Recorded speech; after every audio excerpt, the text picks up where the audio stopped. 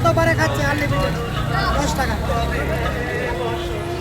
পুরো মেলা জুড়ে এক মজার দোকানদার পেয়েছি, ঘুগনিওয়ালা।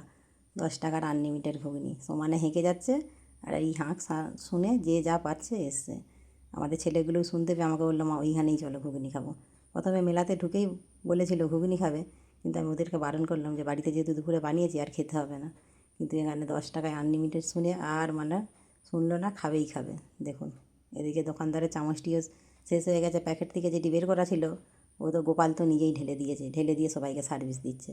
যেন দোকানটা আবার খুব জানাশোনা এক পরিচিতির দোকানদার। ও খুব ছেলেটা খুব সবার সাথে খুব সহজে মিশে যায়। এই যে এই দোকানদারও হয়েছে তেমনি, হেঁকে হেঁকে বেজার নেই, বিরক্তি নেই, মুখে হাসি মুখেই দিচ্ছে। এতে কতটা লাভ হবে জানি না দোকানদার, উনি হয়তো লাভ করতে এসেছেন, কি হচ্ছে যে একটু আনন্দ মজা পেতে এসেছেন সেটা উনিই জানেন।